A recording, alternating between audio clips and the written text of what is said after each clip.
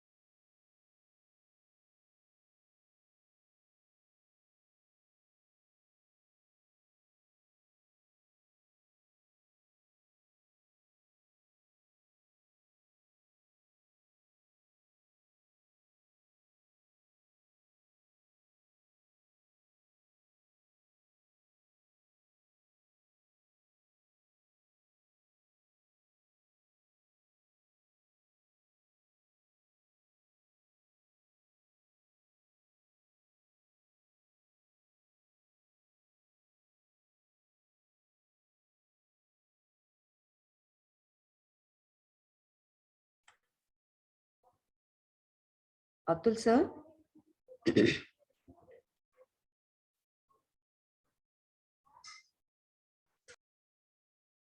Okay, am I audible now? No, sir. Sir, actually, the time is from 10:30 to 12:30. So Okay. we can wait 5 more minutes, sir. Students will Okay. join. No problem. No problem. Okay. I'll Thank wait. you. Thank you.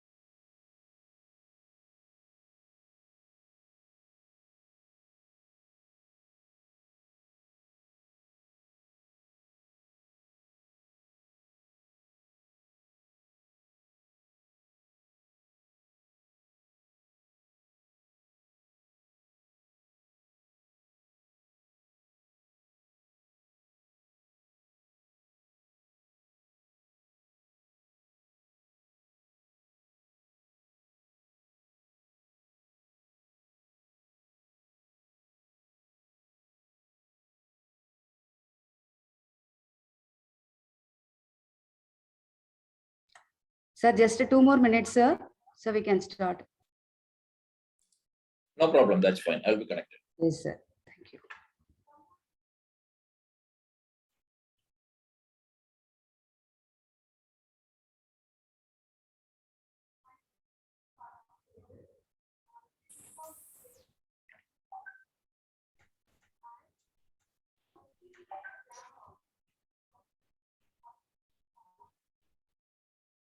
Good morning, Kavitha ma'am. Good morning, ma'am. Ankit and Samasti. Samasti. Please instruct participants to give their register numbers. If they are SRMS, ask them to send their type their register numbers in the chat window. Or based on that only, we have to send OD form. Okay, ma? Okay, Samasti, have you joined, ma? I think she has to join. She's not there, ma'am. Yeah, she's there, ma'am. Samasti. Tell her. Okay.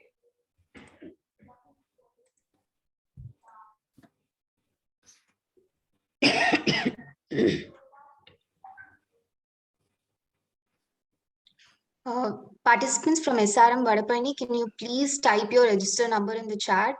We'll be considering that for your OD purpose and attendance. Can you please send it in chat? All SRM Vadapani participants, kindly send your register number in the chat. Yes, ma. This is for OD. Please mention your register number.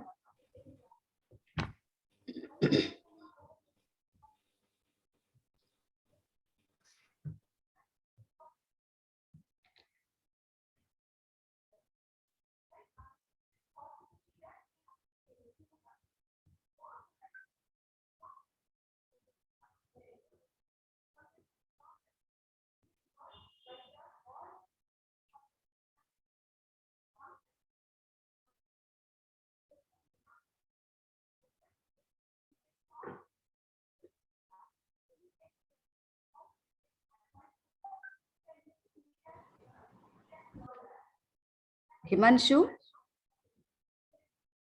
Yes, ma'am. We can take a snapshot, right, ma? Fatima Yes. ma'am is also here. Yes, ma'am, we can. Okay. Sir, Abdul sir. So we can start one snapshot, sir, please.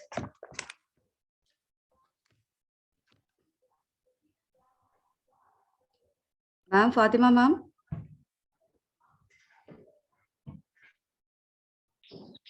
Samasti, Himanshu. Ma'am, my camera is not working right now.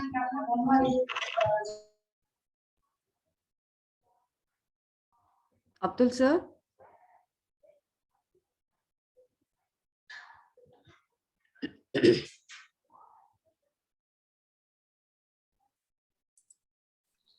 I was on mute. Hope I am visible now. The camera is on. Yes, sir. Yes, sir. You can use.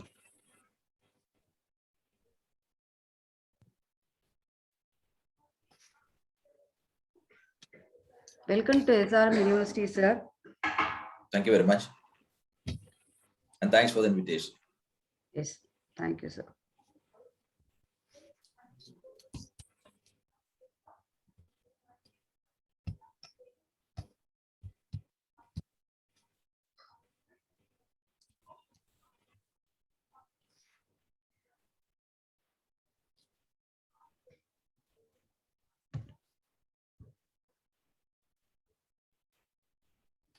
Yes, ma'am. I've taken the screenshots, ma'am. Thank you.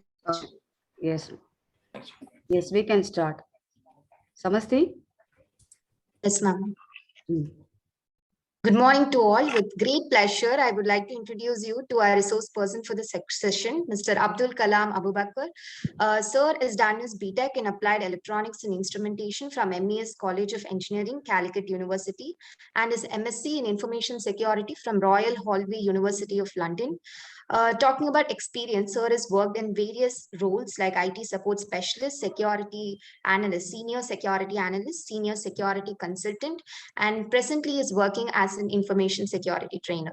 He has 20 plus years of experience in the industry. I feel extremely humbled to welcome you on behalf of WHC, sir. Thank you so much for coming. Okay. Thank you, Samasti. I will request sir to handle the session.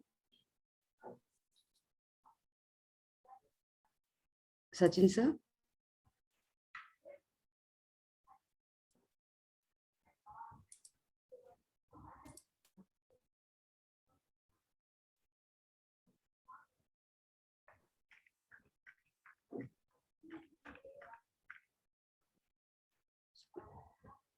Sir Abdul Kalam, sir. So we can go for a session. Okay. So I guess Jaisal will not be participating in the session today, right? I think he will not. Yes, sir. Yes, sir. You are handling the session 1 and the session 2 will be handled by Sachin, sir. Okay, fine. Yes. So let me first just share my screen.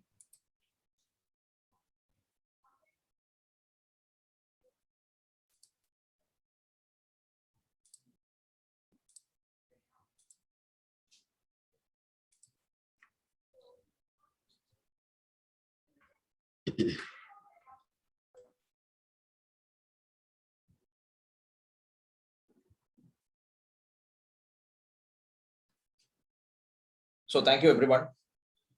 Thanks for inviting me to this particular session, and good morning to all.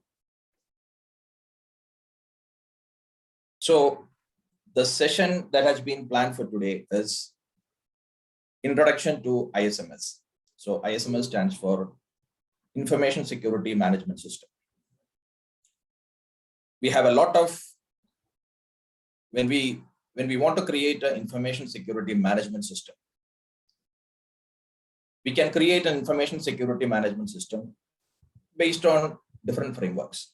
We have different standards, we have different frameworks available based on which we can create an information security management system. In this session, we will be discussing about how to create an information security management system based on ISO 27001. So I will not be going into the introduction session again, because my introduction has already been given. So Let me come to ISO 27001. If you look at ISO 27001, in ISO 27001, there are two things. We have ISO 27001 lead implementer, and we also have ISO 27001 lead auditor. So what is ISO? So ISO is an international body. As an international body, they have created a standard for information security management. And that standard is ISO 27001. ISO as an international body, they are creating standards for different things. They have created standards for IT management. They have created standards for quality management. They have created standards for environmental aspects. For different areas, they have come up with standards. So the standard they have come up with for information security is ISO 27001. So they are offering two streams when it comes to ISO 27001. You can either get certified as a ISO 27001 lead implementer. So that person will be responsible for implementing information security management systems for any organization. In addition to this, they also have something called as ISO 27001 lead auditor. And that is meant for auditors who come and checks the information security management system. So this is basically about ISO 27001.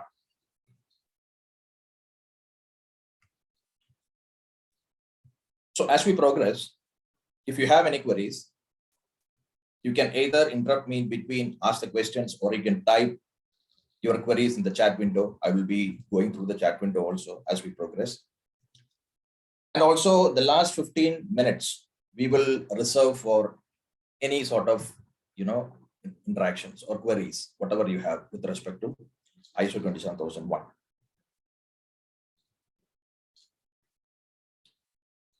See, now the thing is, why is security important?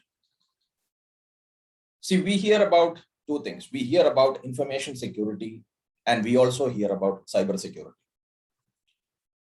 So can someone tell me what is the fundamental difference between information security and cybersecurity?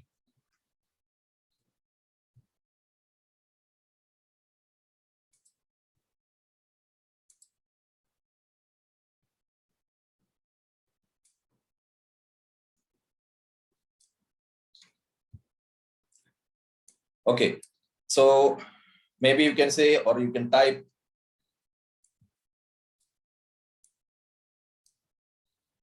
Okay,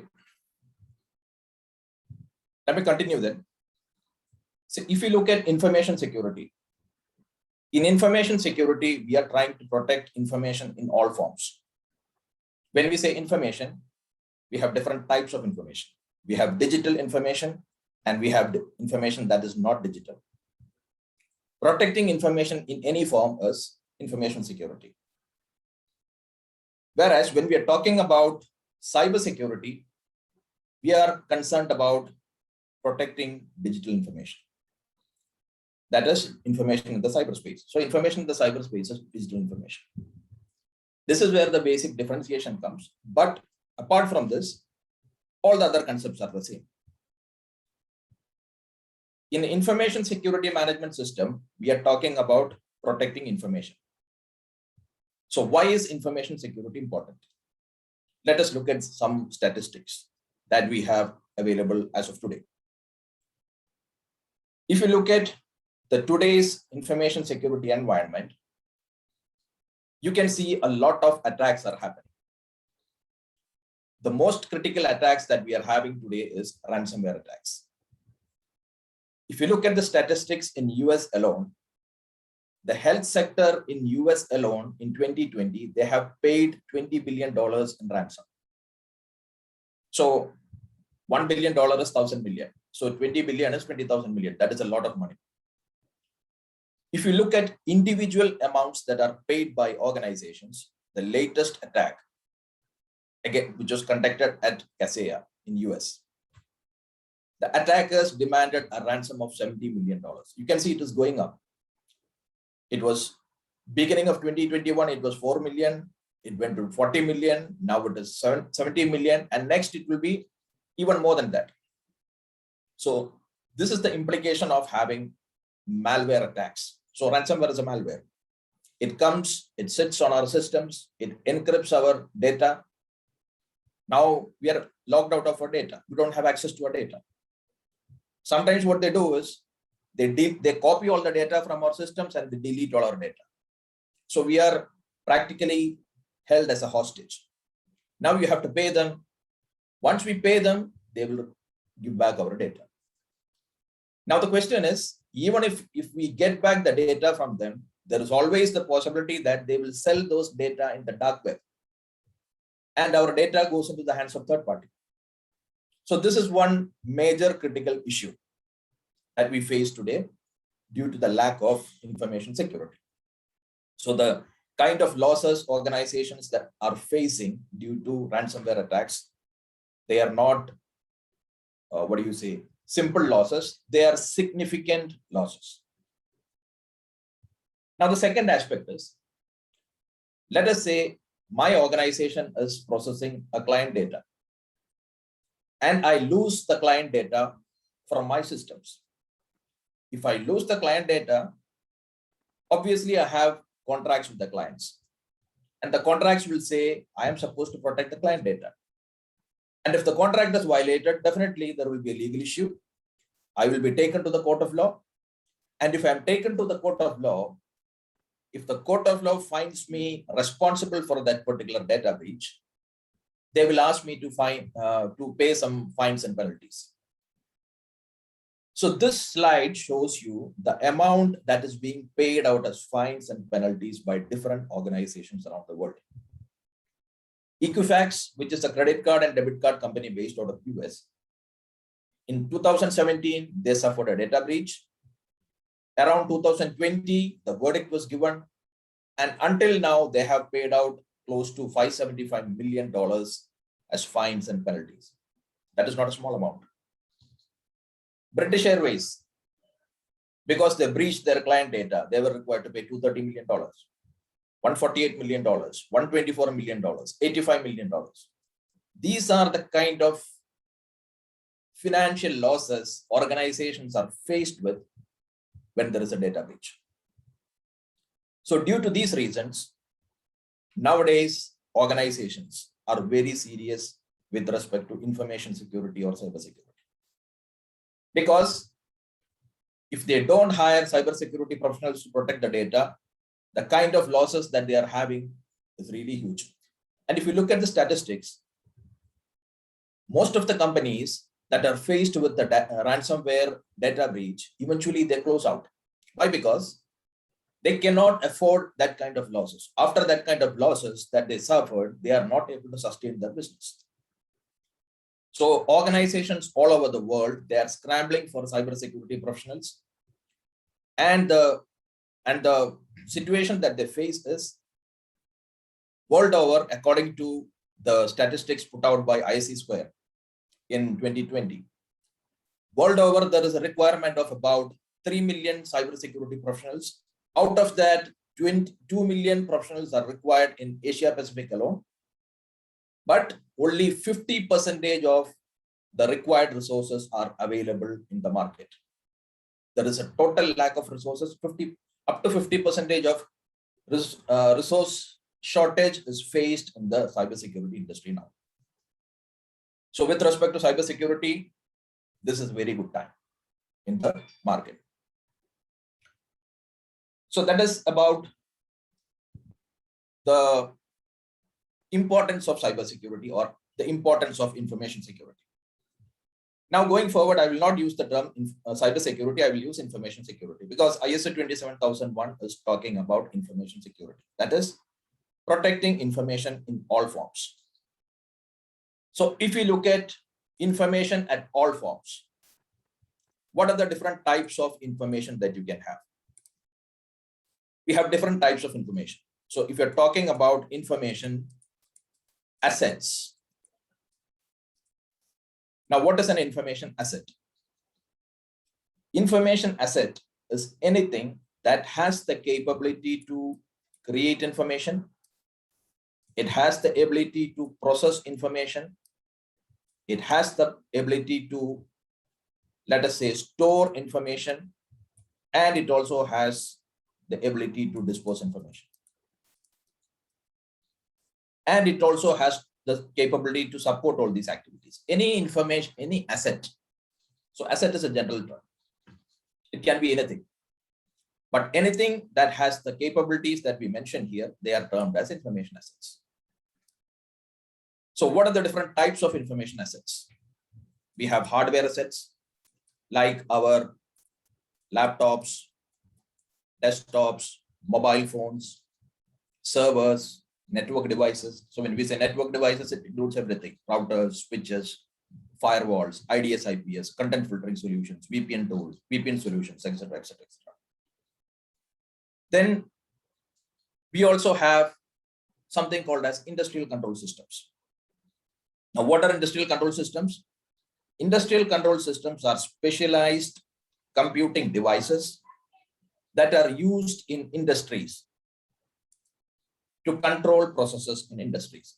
So what are the processes, or what are the parameters that are controlled typically in an industry? Temperature, flow, pressure, and level. These are the fundamental parameters that are controlled in industries. And for these purposes, they have specialized computing systems. So our normal computing systems are based on TCP/IP, whereas those computing systems are based on different protocols like field bus, Modbus, etc., etc.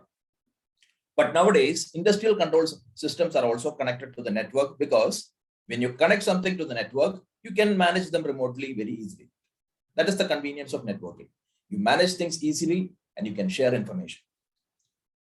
So industrial control systems are also connected, and it comes as a hardware resource or a hardware asset. Then you also have something called as IoT devices. Nowadays, the maximum number of devices that are connected to the internet is IoT devices. So what are IoT devices? They are your personal home-based or office-based devices that you connect to the internet so that you can manage them remotely. For example, your CCTV cameras, they have networking capability and they are connected to the internet. And maybe you have a AC in your home. It is networked. So before you leave your office, you start the AC. By the time you come to your home, the AC cools your room.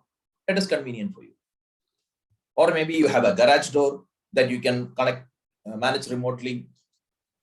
When you left your home in a hurry, you forgot to close the garage door. You remembered when you reached the office. Now using network connectivity, you can close the door. So there are a lot of convenience aspects associated with connecting personal devices, home-based appliances, and office-based appliances to the internet. Now that is called as a IoT device, Internet of Things. So these are some of the hardware information assets. Then you have softwares. So software assets are all of our softwares that we use in an organization, softwares or applications. Then we have something called as digital assets. So digital assets are nothing but our digital information that we store as files and folders. Then we have hard copy assets. Hard copy assets are nothing but our paper assets. So I told you information asset is talking about information in all forms. So we have to protect hard copy assets. That is also a part of information security. Then we have people. People have the ability to create information, process information, store information, and dispose information. So we have to protect them. And we also have other supporting things like HVAC controls, temperature and humidity. Controlling temperature and humidity is very critical in protecting information assets. If you don't keep your temperature and humidity in optimum levels, your backup tapes can get damaged. It will affect the performance of your servers. So many things can happen. So all these things, these are some of the common information assets that we normally consider when we try to implement the information security management system.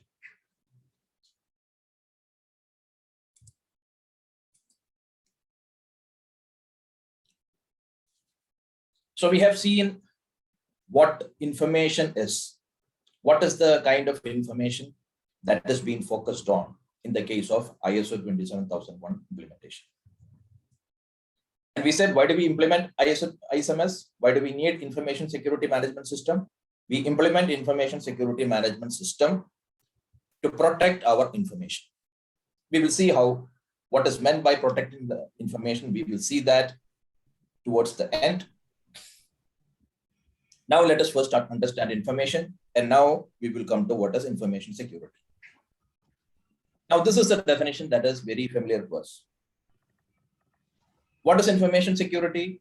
Information security is protecting the confidentiality, availability, and integrity of information in all forms.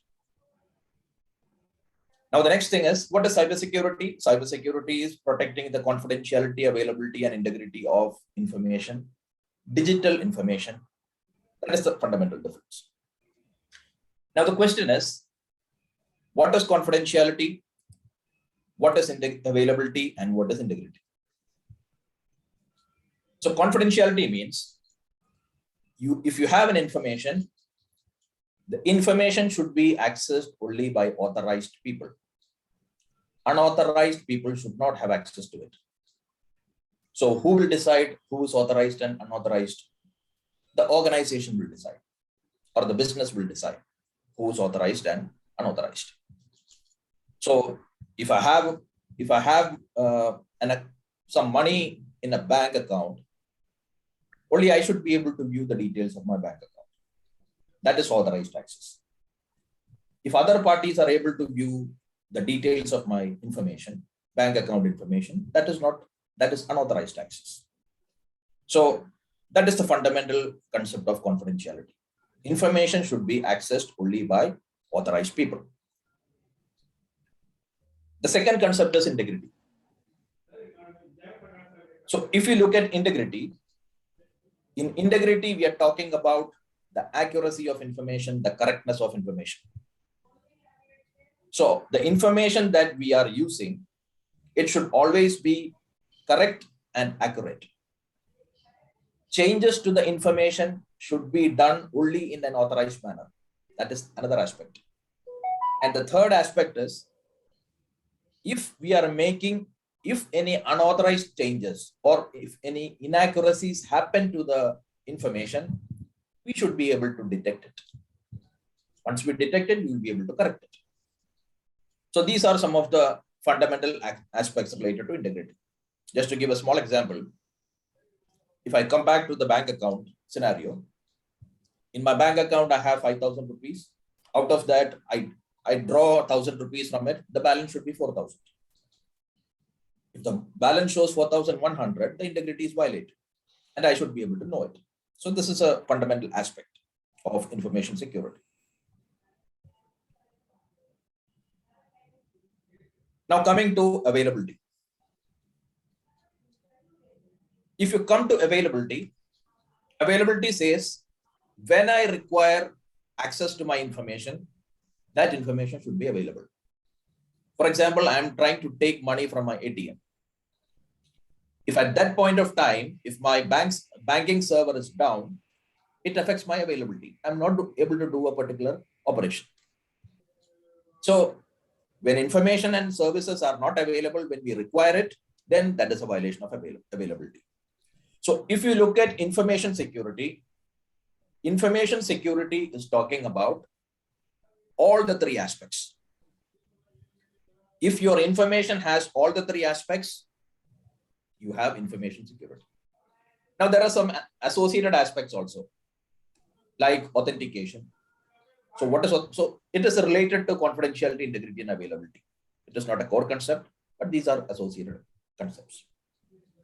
Authentication, authorization, then non-repudiation.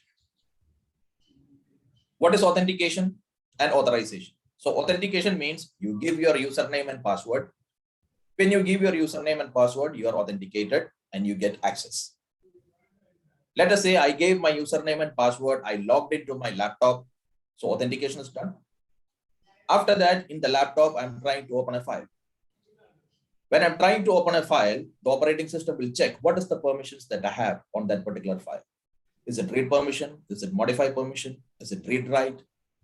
Now that checking activity is authorization. Then you have something called as non-repudiation. So non-repudiation is not being able to deny an activity that you have done. I sent a message to somebody, and tomorrow I'm saying I did not send that message. If non-repudiation is built in, that person will be able to prove that I sent the message. So typically in IT environment, to implement non-repudiation, you use measures like digital signatures. Digital signatures help you to establish non-repudiation in an IT environment. And for authentication and authorization, we have the most commonly used methods is password, username, passwords, and related mechanisms.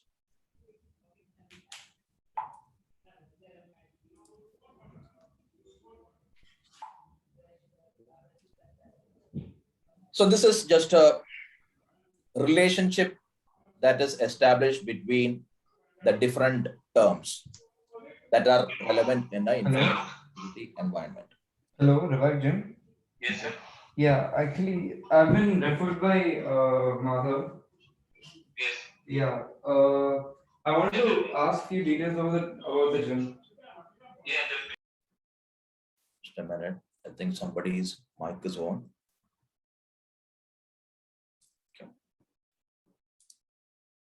Okay. So these are some of the terms that are related to information security. Why do information security violations happen? Information security violations happen because there are threats and vulnerabilities. So how does it work? We have threats. Threats will exploit vulnerabilities. And when threats exploit vulnerabilities, we have cybersecurity incidents. When you have cybersecurity incidents, it violates the confidentiality, integrity, and availability of information. And that leads to cybersecurity breaches. When you have breaches, that leads to risk. To contain the risk or to control the risk, you implement controls. And once you implement the controls, you monitor the controls to see if your controls are working properly. So in this particular slide, the most important definitions that are related to information security are covered. Threats, vulnerabilities, incidents, breaches, risk, controls, and monitoring of the controls. So these are the essential aspects of information security, and this is how they are related. This is how one leads to the next one.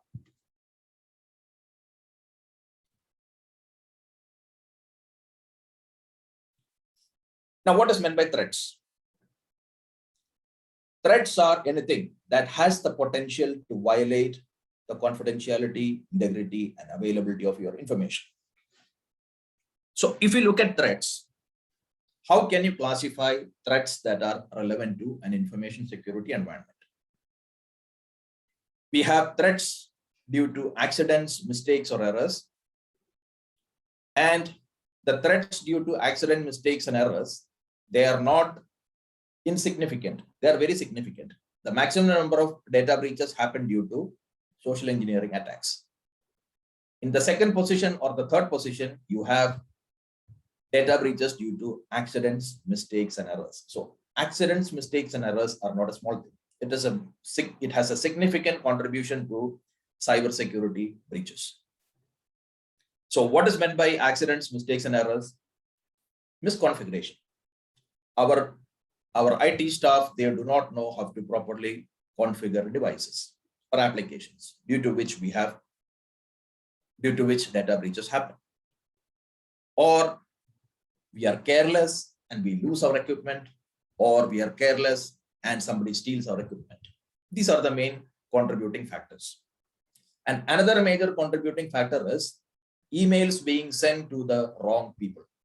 See, normally what happens is we type an email, and in the to field, we will type the first letter, we will get a drop down. From the drop down, maybe we have 3 or 4 people, and we will choose one. But accidentally, we chose the wrong person, and the email goes to the wrong person. Now, that is another significant reason for data breaches. Emails going to the wrong people. Then you have adversarial threats. Adversarial threats are threats where people deliberately want to hack into systems. So it is deliberate. It is not accidents and mistakes. It is deliberate. So this hacking attempts can be done by different parties. We will see what are the different parties that are involved in this. The next category of threat is the failure of equipments and software. Your server has failed. Your server has crashed. The hard disk has crashed, or something else has gone wrong. Your application is not responding. Your software is not responding. So it violates the availability of data. So you have information security issue. Now that is another category of threat. Then you have environmental threats.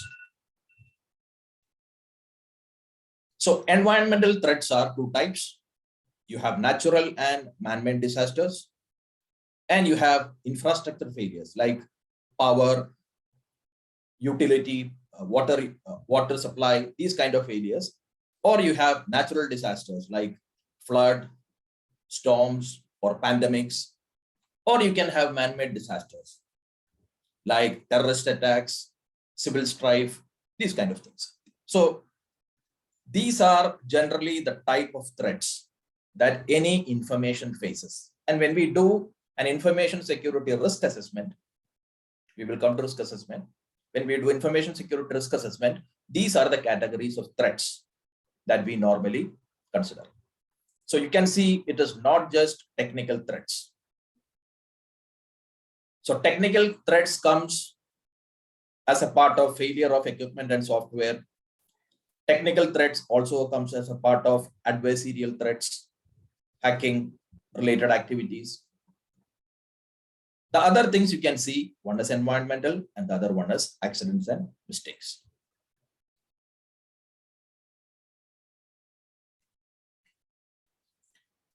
Now the threat actors.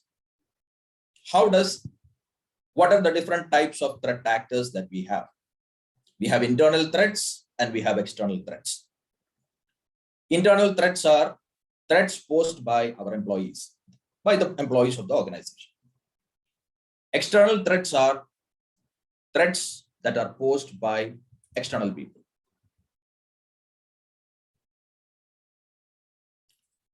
Now, what are the different examples of external threats?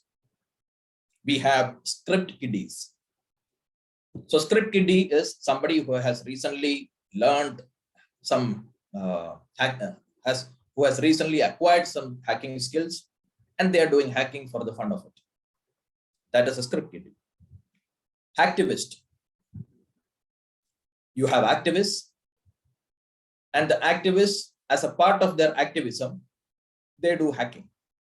For example, let us say there is somebody who's an activist with respect to environmental protection, and there is a company they feel is violating environmental norms. So what do they do? They attack, or they hack into that particular company which they feel is violating the environmental norms. So that is activism. Organized crime. So organized crime in today's environment, 95% of the attacks are happening for financial benefits. The most recent example is the ransomware attacks against Kaseya.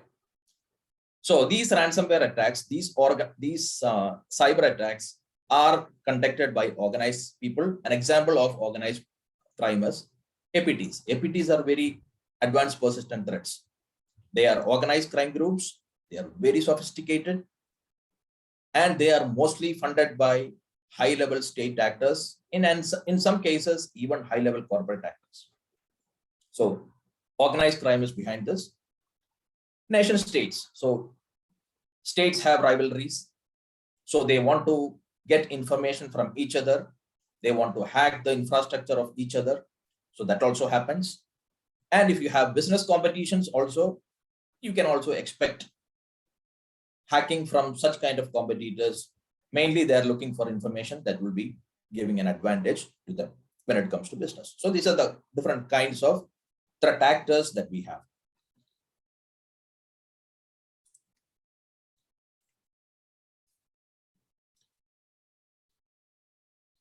So we discussed about threats. And we said threats exploit vulnerabilities. So now the question is, what are vulnerabilities? So vulnerabilities are nothing but the weaknesses in your information asset.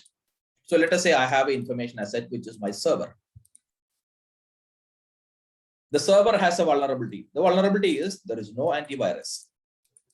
When there is no antivirus, now a threat is malware.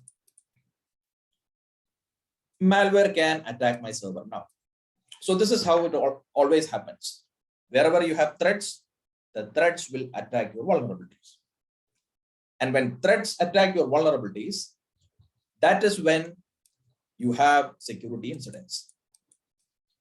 Security incidents, security attacks, and it leads to security breaches. So incidents and attacks means it is not yet successful. People are making an attempt.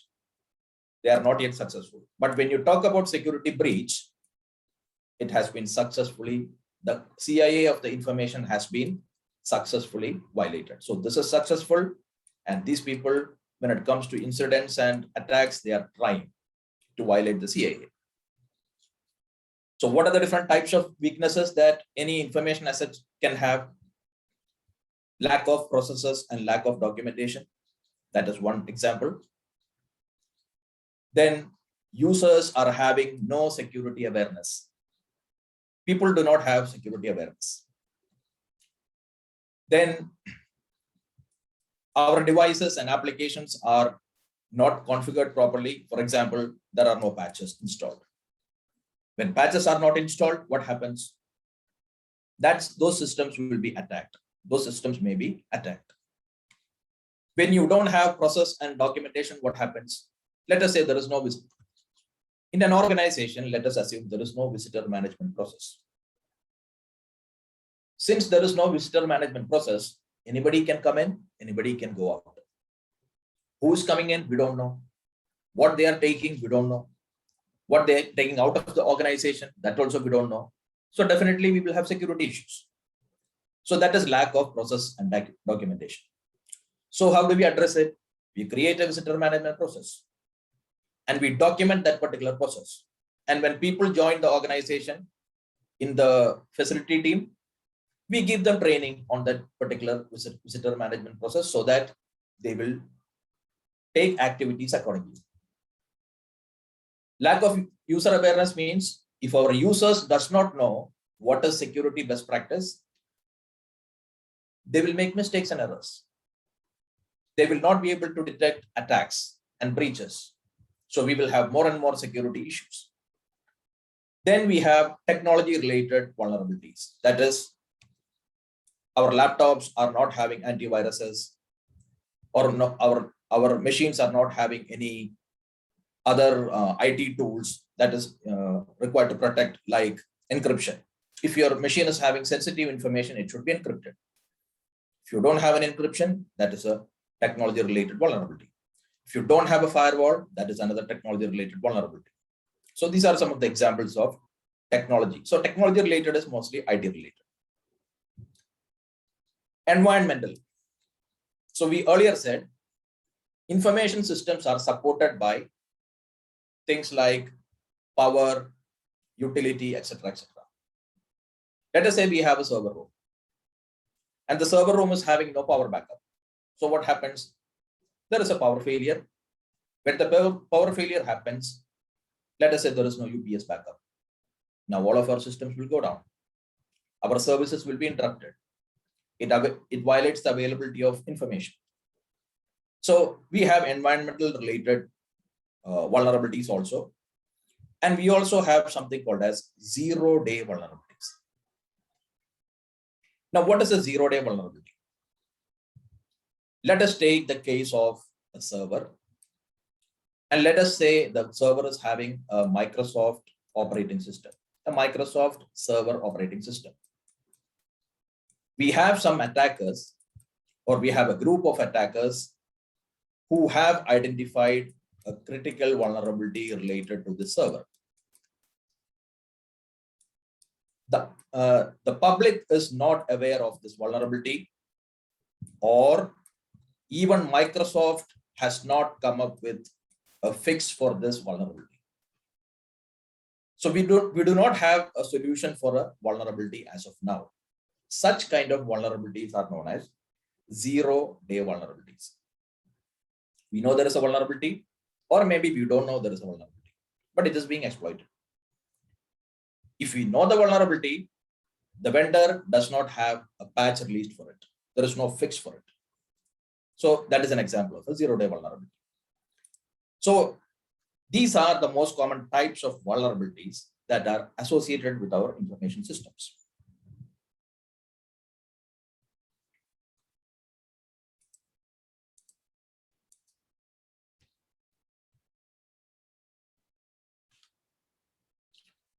Now this slide is a relationship. You have your threats. The different types of threats are given here. And what do these threats do? These threats will exploit vulnerabilities. It can be any of these vulnerabilities that we have mentioned here. When threats exploit the vulnerabilities, you have security incidents and you have security attacks. So as I said, this is the phase where attackers are trying to violate the CIA. If they are successful in violating the CIA, now we have what is known as a security breach.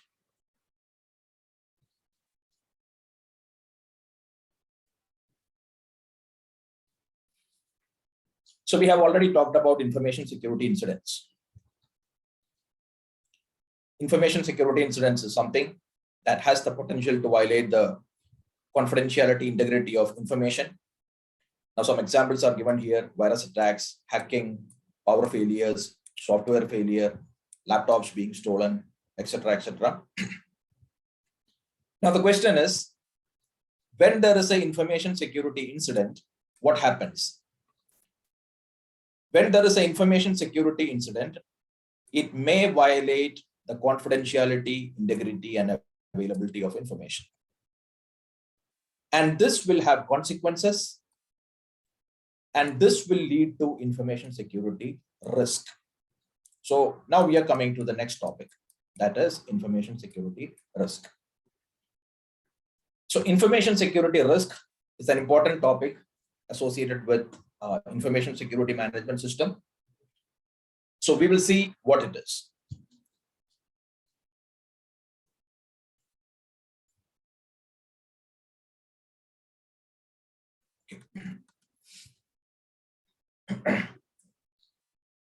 Now let us take an example. In this example, we have an information asset.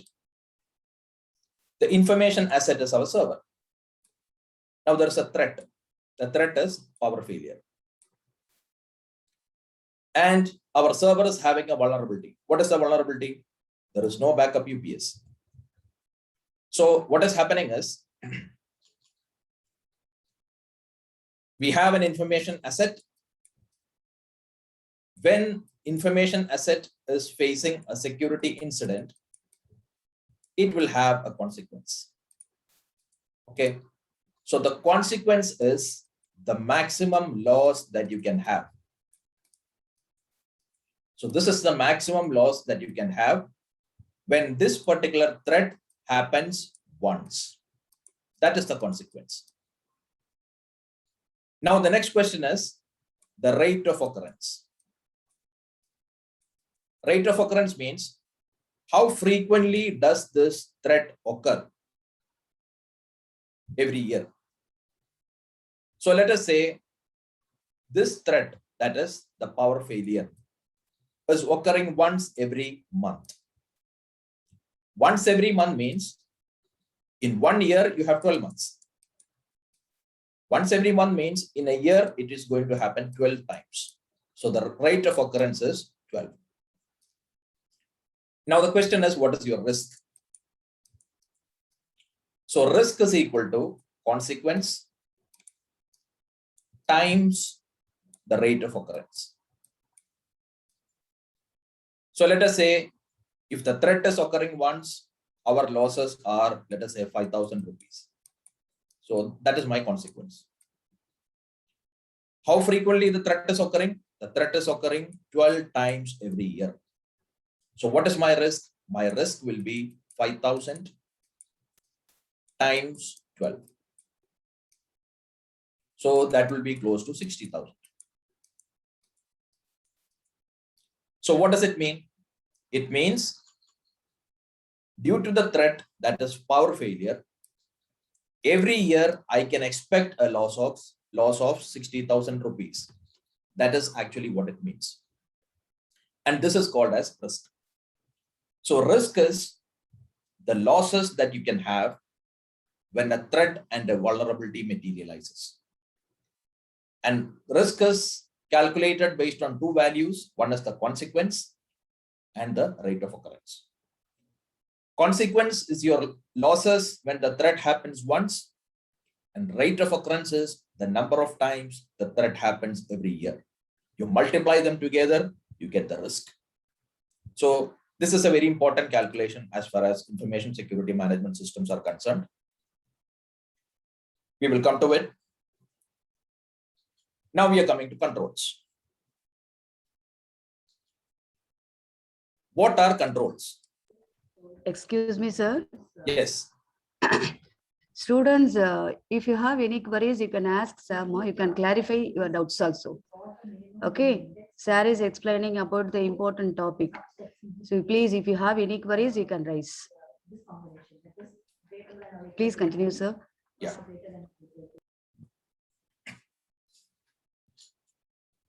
Now I'm coming to controls. What is meant by control?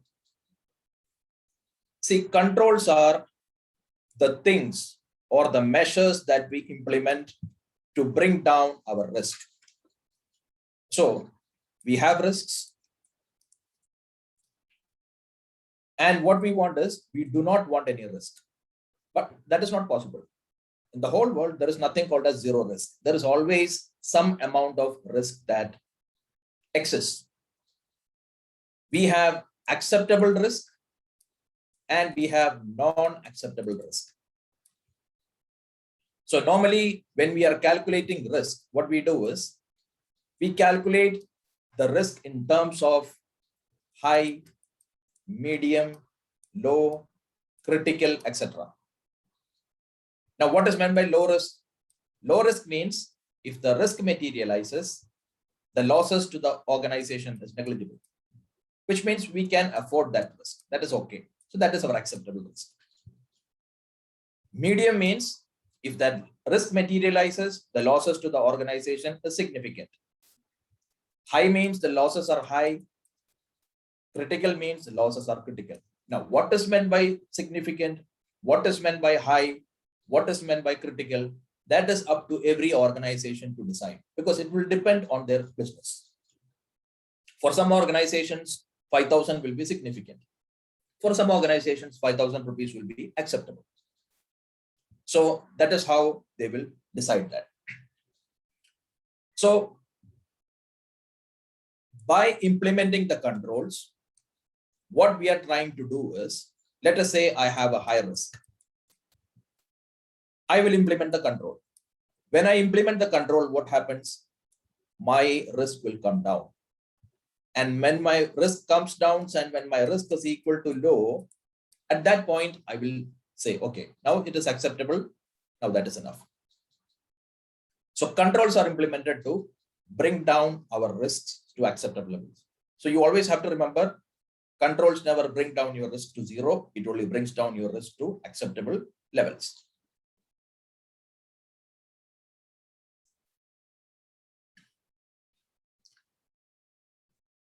Now here we have different types of controls.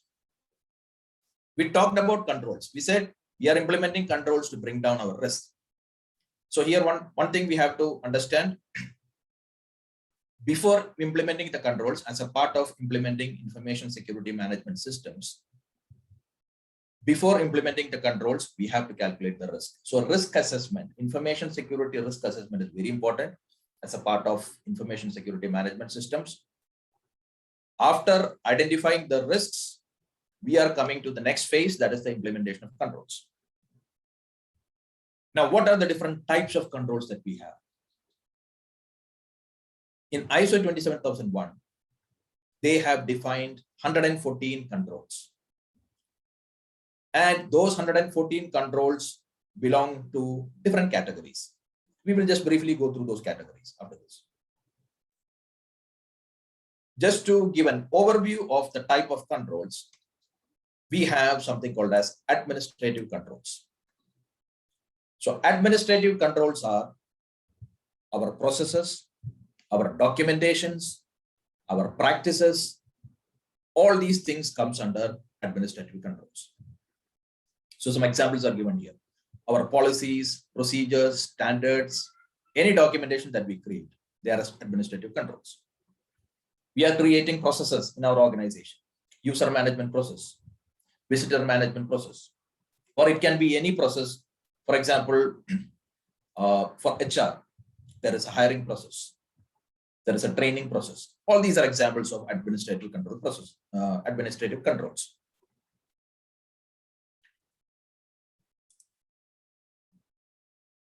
Then we have technical or logical controls. So technical and logical controls are all your IT related controls. What are some of the examples of it? Patch management, anti-malware, security baselines, firewalls, content filtering solutions, IDS, IPS, DLP solutions, VPN solutions, etc., etc. Whatever IT controls you can think of, they are all technical or logical controls. Then you have physical security controls. Physical security controls examples are, in a facility, you have fences, you have gates, you have doors, you have windows, you have locks, you have CCTV cameras, you have firefighting equipments, you have your security guards, you have your HVAC controls, that is humidity and temperature control. All these things contribute to protecting the CIA of information. So these are all examples of physical security controls. And when I say access control, the access control that is mentioned here, that is where you are given access cards, you swipe the access cards and you get it. Now that is physical access control. You also have logical access control, where you enter your username and password, you log in. Now that comes under technical or logical controls. So this is a broad categorization of the controls. And why do we implement controls? We implement controls to ensure that our risks come down to acceptable levels.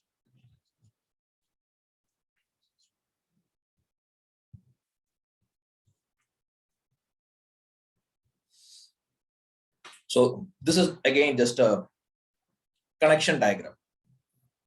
When you implement the controls, so the first thing is your threats exploit the vulnerability. It leads to information security incidents. Incidents violate the CAA of information, which means it violates the information security. When the information security is violated, it introduces risk, and risk will result in losses to the organization. So what do? You implement controls. When you implement the controls, what is happening? When you implement controls, threats and vulnerabilities are being controlled. So that is what happens. We said we implement the controls to bring down our risk. How do you bring down the risk?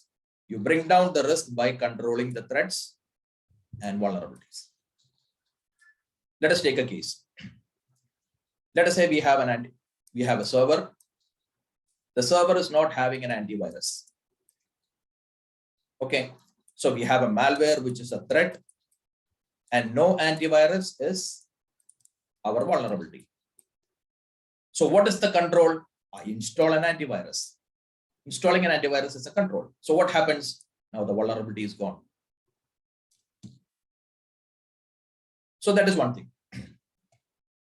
So this is an example. So this is how by introducing a particular threat, your vulnerability can be contained. So when you are controlling the threat and vulnerabilities, what will happen? Either the consequence will go down or the rate of occurrence will go down.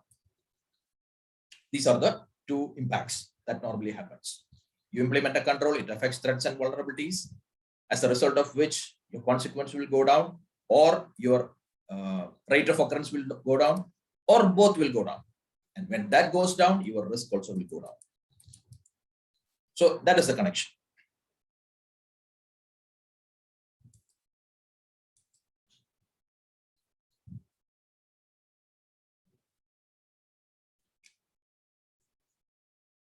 So we have covered the essential concepts that are associated with this. Now what we are coming to is, we are coming to ISMs. What is an information management system, information security management system, and what are the components of it? See, until now, we talked about threats, vulnerabilities, we talked about risks, and we talked about controls. And our focus is controlling the risk. By controlling the risk, we achieve information security. So that is the fundamental focus. That is our main achievement. By controlling the risk, we are going to implement information security. So any organization who is serious about implementing information security, they should implement an information security management system. Now, what is information security management system? As the word says, it is a management system. So in a management system, what all things do you have? In a management system, number one, you will understand what are your requirements, or we will understand what is our risk. What is the risk that our organization faces? That is the first thing that we have to understand.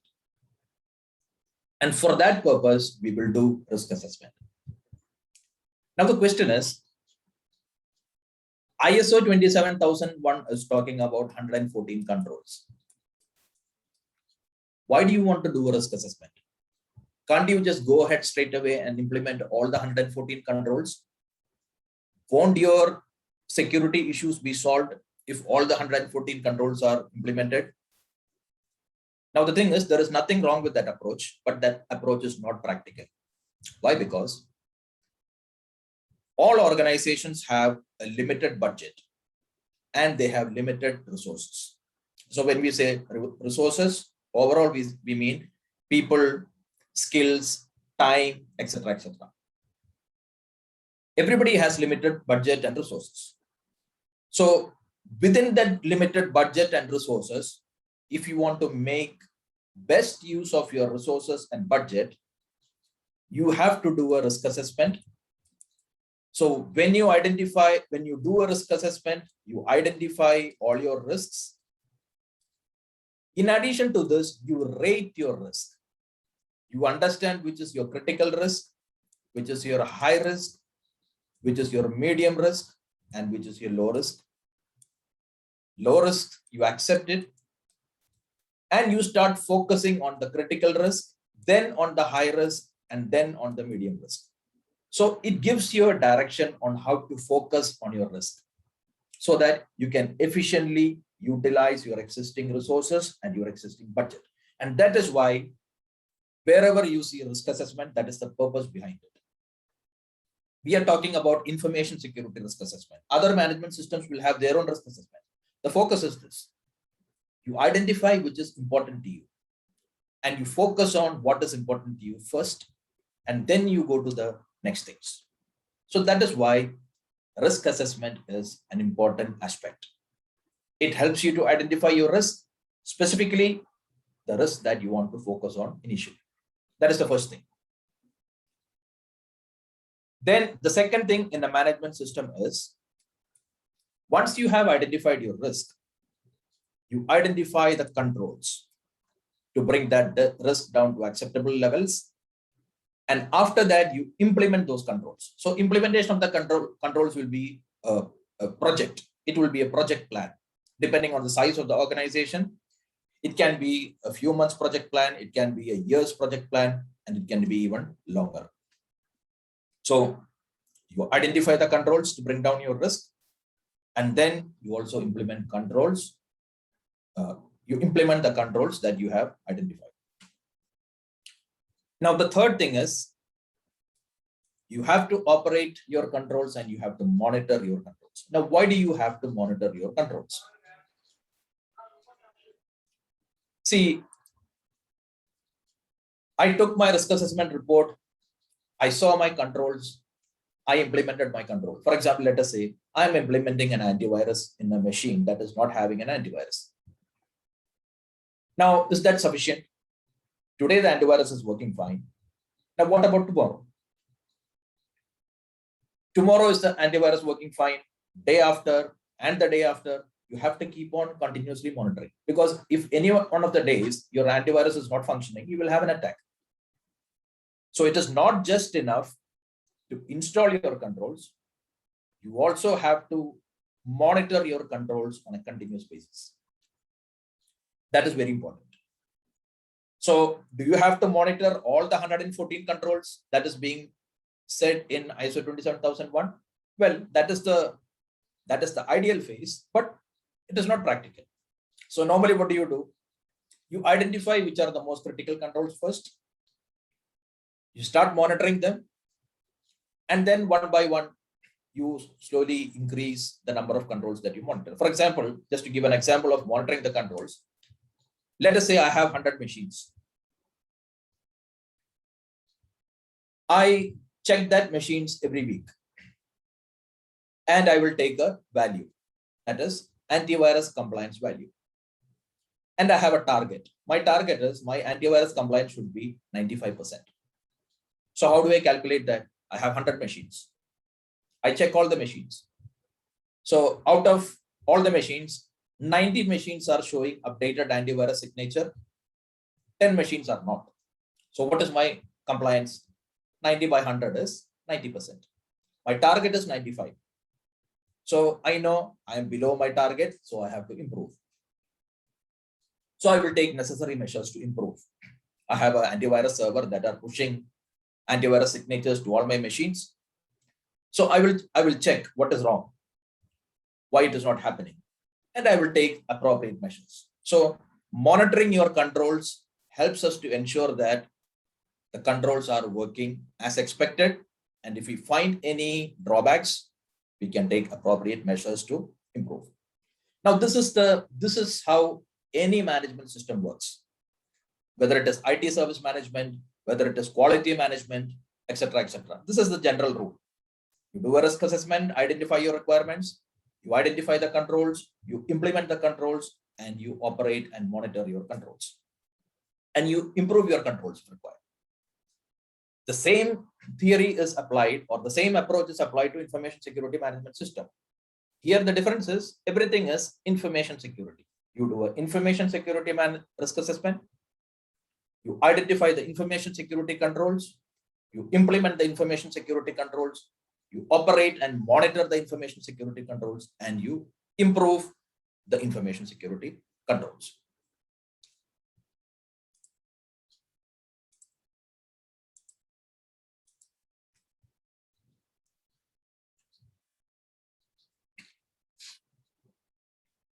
Just check.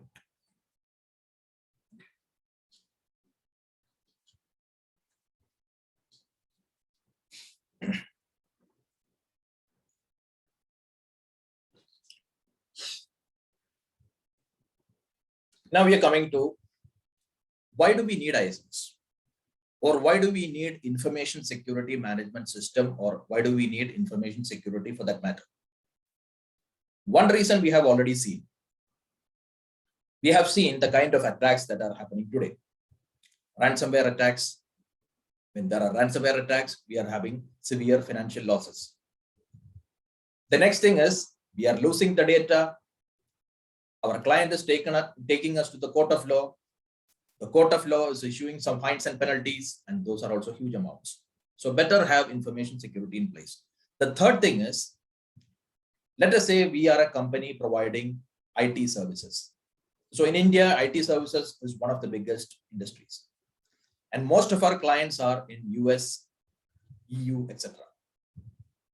So when we are undertaking any project or any work for those clients, they are sharing their data with us. So the first question they will ask us is, how do we know you are going to protect our data?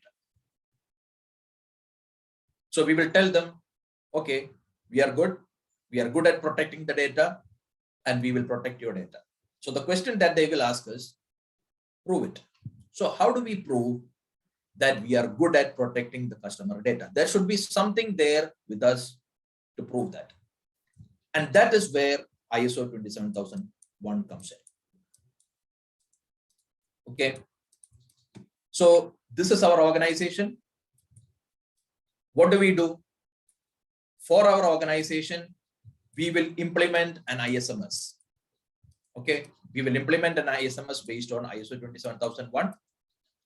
So we will have internal audits and we will have external audits. External auditors will come to our organization. They will audit the ISMS. And if the audit is successful, they will give us a ISO 27001 certificate. Now, anybody ask us the question, are you serious about protecting the information? We will say yes. And if they ask us prove it, we will give them the ISO 27001 certification. So ISO 27001 certification is a powerful marketing tool.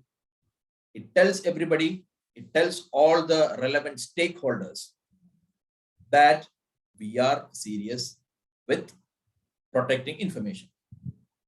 The second thing is, when we implement ISO 27001, what is happening?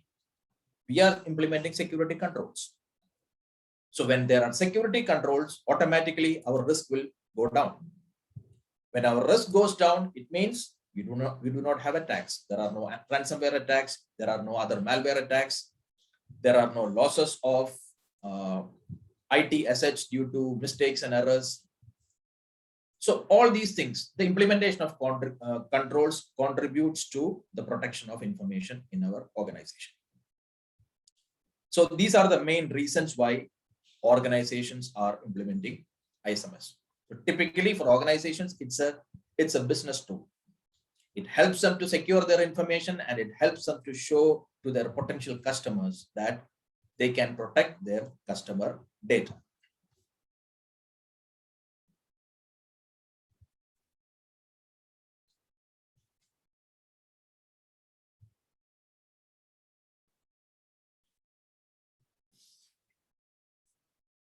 Okay. Now let's come to ISO 27000 series. So until now, I have been talking about ISO 27001. Okay. But it is actually ISO 27000 series. So ISO 27000 series is a series of documentations created by ISO to address information security matters. Okay. Out of this, ISO 27001 is the most important one, because when organizations want to implement ISMS, they implement ISMS according to ISO 27001. ISO 27001 says how an ISMS has to be implemented. And we also get audited against this particular standard. So you have external auditors coming to your organization and they will audit you against this standard. Now the question is, what about the other standards? The other standards are all supporting standards. All the other standards are used to support the implementation of ISMS as it is mentioned in ISO 27001. Let us see what is meant by supporting standard. We will just briefly go through some of them. So we said ISO 27001 is the most important thing. Based on the requirements in ISO 27001, we implement the ISMS, and the external auditors will come and audit it and will give us the ISO 27001 certification. That is the first thing. Then ISO 27002. See, in ISO 27001, there is a section called as Annex A. This Annex A talks about the 114 controls that we need to implement. But here, the 114 controls are mentioned very lightly. Okay, they have just mentioned the controls that needs to be implemented, but the controls are not explained. If you want the detailed explanation of those controls, for that you have to go for 27002. So it is actually a detailed documentation of the ISO 27001 controls. Then if you want a guidance on how to implement ISMS, that guidance is given in 27003. See, we said monitoring of controls. We said we have to monitor the controls. We have to implement the controls and we have to monitor the controls. How do you monitor the controls? That is explained here in 27004.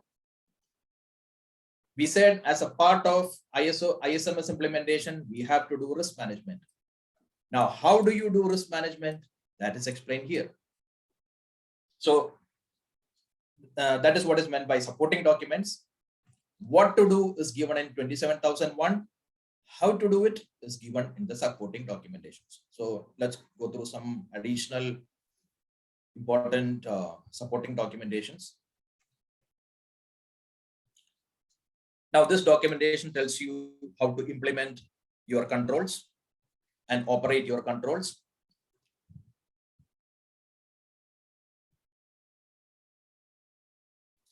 Now, let us say our organization is having two things. Our organization is having IT service management, and our organization is having information security management. We are implementing both these things. So for information security management, you will use 27001. For IT service management, you use 20,000. And there will be a lot of overlap between these two. So to understand those overlaps and to understand, to implement both of them together effectively, that background information is given in 27013.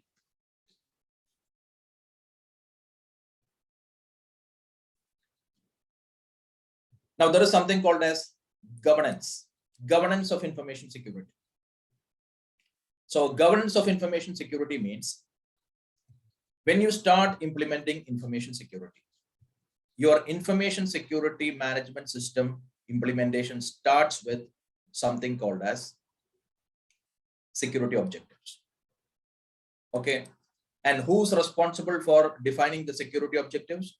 The security objectives are defined by the top management in the organization.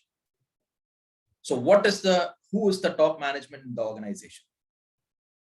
What are the roles and responsibilities that the top management should have?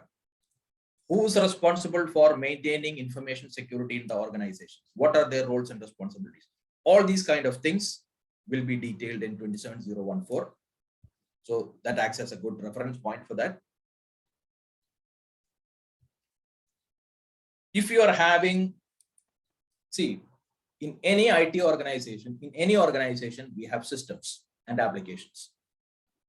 We have systems and applications within our facility, and we also have systems and applications on the cloud. So when it comes to securing your systems and applications on the cloud, for that, you have to refer this. This is specifically meant for that, 27017.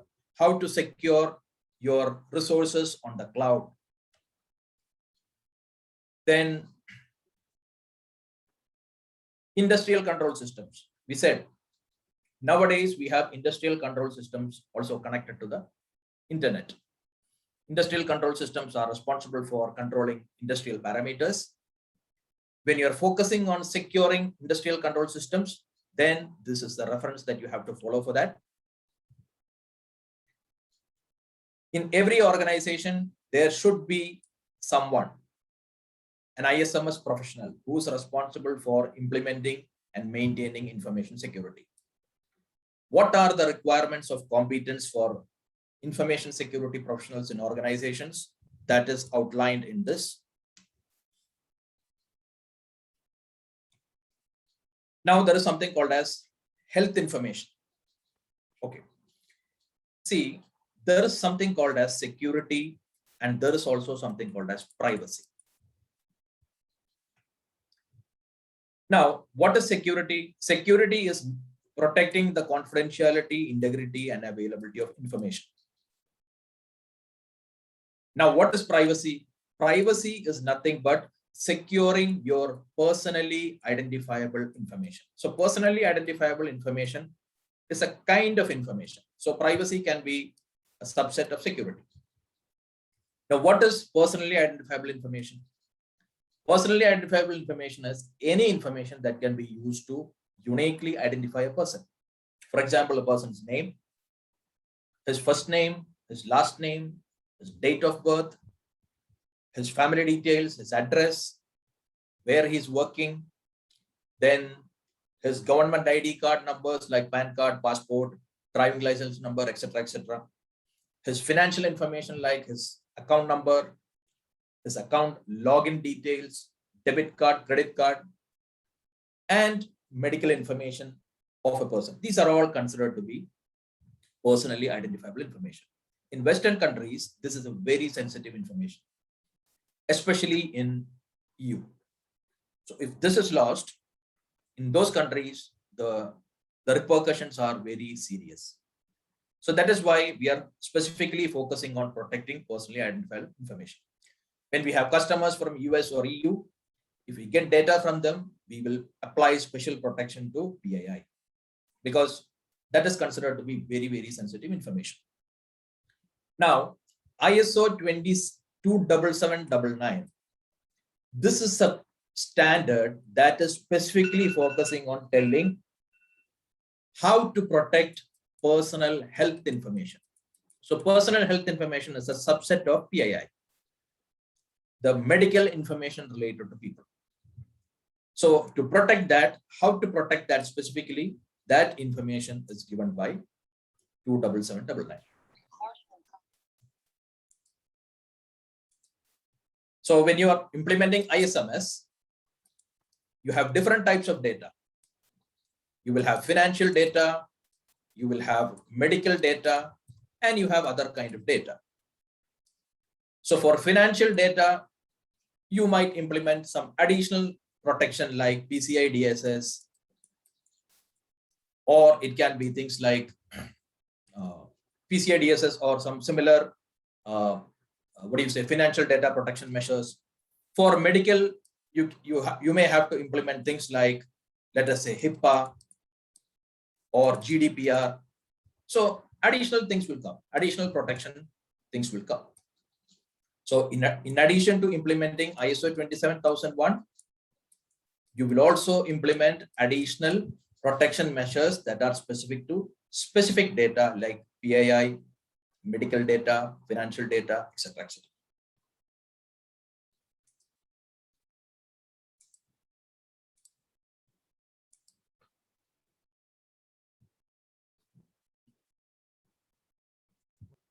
Okay.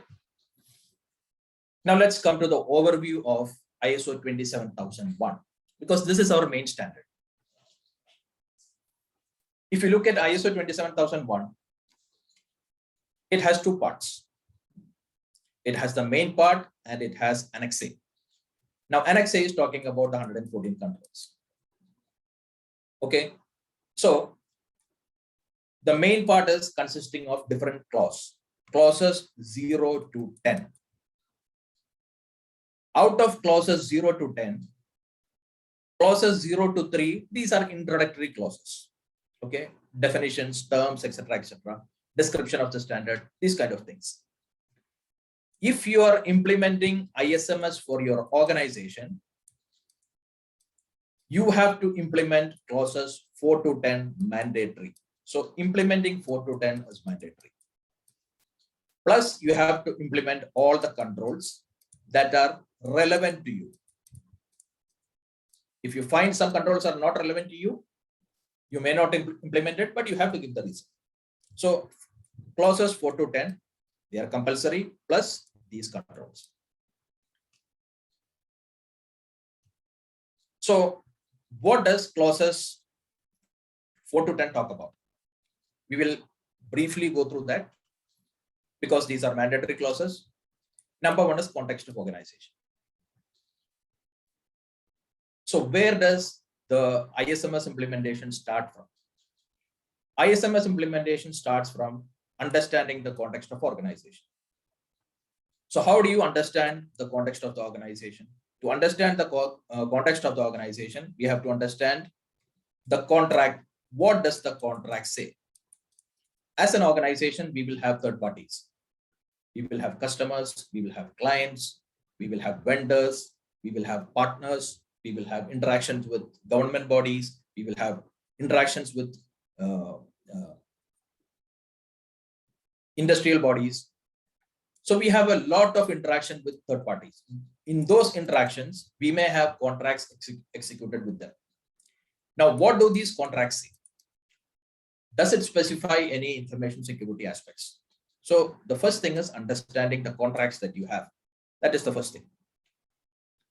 The second thing is understanding the laws and regulations related to information security. So what are the laws and regulations related to information security? That also we have to understand. Now, what is meant by law and regulation? Just to give an example, in India, the parliament will create the laws. Whereas parallel to the parliament, we also have government. Parliament will create the laws and government will run the country according to the laws. Now, government has certain ministries. The ministries will also generate some rules. They will create some rules. That is called as the regulation. Or you can have industrial bodies. They will also create some rules. Now that is called as regulations. So that is the basic difference between laws and regulations. There will be laws and regulations that are relevant to our organization. We have to understand that. And the third thing is we have to ask the top management. So who's the top management? So the top management is, in most of the companies, it is the CEO.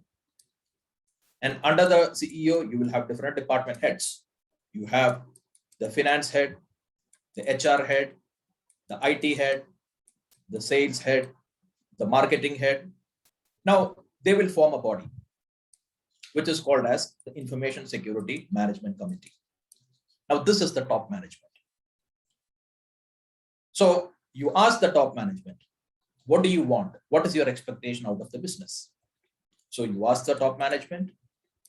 Based on these three analysis, you will understand what is it that your business wants. Then once you identify the things that your business wants, then you will identify the security objectives. So just to give an example of a security objective, let us say the senior management has decided that this year our issues should be reduced by 25%. Any issues that we have, it should be reduced by 25%. Now from that, we will create a security objective. What is a security objective? Information security incidents for this year, it has to reduce by 25%. So how do you reduce it by 25%? For that, you will have to come up with the controls that are required. So budget will be allocated for that. People will be hired for that.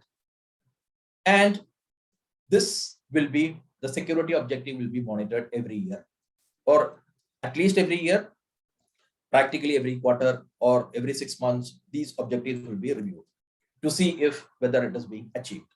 So this is just to give an example of security objectives. So you understand the context of the organization. Based on the context of the organization, you understand the security objectives. Once you identify the security objectives, then you create what is called as a security policy. You create the security policy and you define the scope of your ISMS.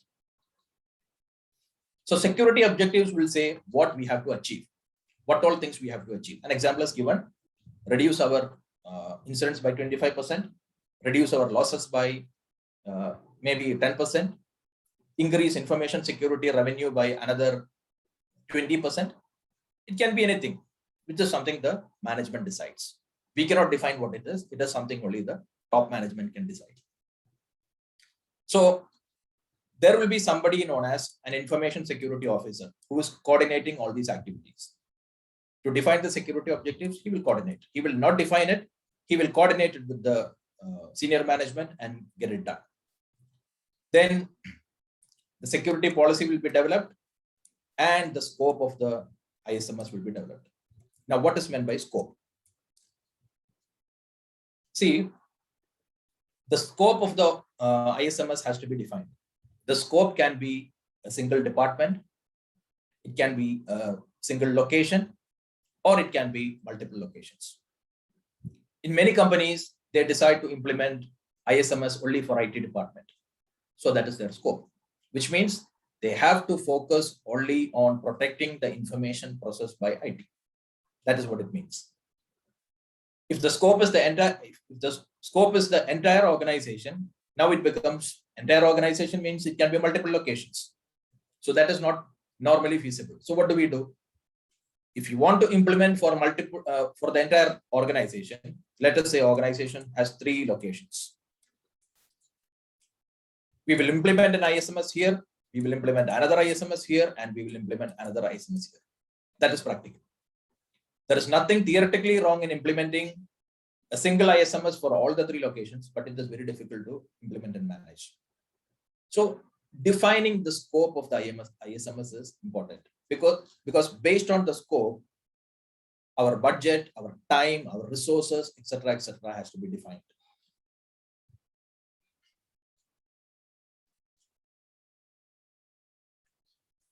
Now, once we have defined the scope, then we will define the roles and responsibilities. For security, for information security management, we have to create a team. Minimum, we have to create 1 person. We have to appoint 1 person for managing information security within the organization. If it is a big organization, you will have multiple people. You will have somebody called as a Chief Information Security Officer. Under that, you will have a team who's taking care of security operations. You will have another team that is taking care of security compliance. Maybe you will have a different team who's taking care of security audits internally. So it depends on the organization. For large organizations, it is a Chief Information Security Officer. For small organizations, it is an Information Security Officer, and he will do all these activities because that is the only scope and budget that they have. So you have to define the roles and responsibilities, who's taking care of security, and what are the roles? What is the expectations from the management? What is the expectation from the department heads? What are the expectations from the people, the employees of the organization? Everything has to be defined. Now, once you have defined all those essential aspects, that is defining security objectives, creating security policy. So this can be a single policy or it can be multiple policies. So it is ideal to have multiple policies. One overall policy, one ISMS policy, and multiple policies. You have separate policies for asset management. You have separate policies for access control. You have separate policy for password management. So for different subjects, you can have different policies. That is the best approach. So once we have defined policy, once you have defined the scope, and once you have defined the roles, then you go to the next phase, that is risk assessment. You do a risk assessment and you identify all your risk. Then you rate your risk. Risk 1 is medium, this is high, this is low, etc., etc. So this will be a full sheet, a risk assessment sheet. Then once you have identified the risks, then you will identify the controls. For this particular risk, what is the control that I have to implement? This, what is the control I have to implement for each of, so low risk will be acceptable, so we will not consider that. Medium, high, critical risk, we will identify the controls. Now, once we identify the controls, what we do next is, we will identify who's responsible for implementing them, and we will also define the target timelines. So this is our risk treatment plan. The controls that we are planning to implement, the person who's responsible for implementing the control, and the target timelines for implementation, that forms our risk treatment plan. And based on the risk treatment plan, we will implement the control. Now, this section, the support section. So the planning section is all about risk assessment and risk treatment. In the support section, it says the top management of the organization, they have to provide the sufficient resources and competence for implementing and maintaining ISMS. So whatever resources are required, money, people, time, everything has to be provided. That is the responsibility of senior management. Another important aspect is security awareness. See, we are implementing ISMS, we are creating processes, we are creating documentations, etc., etc., etc. But that is not enough. We have to let the people know what is information security, and we have to train them. We have to give them awareness on information security fundamental aspects, so that they can behave in a secure way, and whenever any security issues are identified, they can report it. So awareness is very important. Training and awareness. So why training is important? Now, training and awareness are two different things. In training, we are giving skills to a person on his job, roles, and responsibilities. For example, we have a network administrator. We are giving him more training on how to securely configure devices, how to securely set up a network, these things. These are job related. Awareness is general things. Everybody should know. Everybody should know what is security. Everybody should know what is threats and vulnerabilities. Everybody should know what are security incidents. Everybody should know, excuse me. Everybody should know what is the secure way of operating information assets in the organization. Everybody should know how to respond to security incidents. These are general things everybody has to know.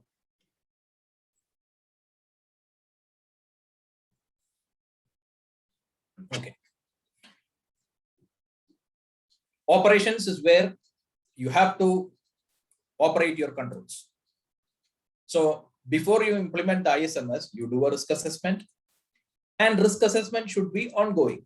You should not stop it with once. You have to continue doing it. That is what is meant by operations.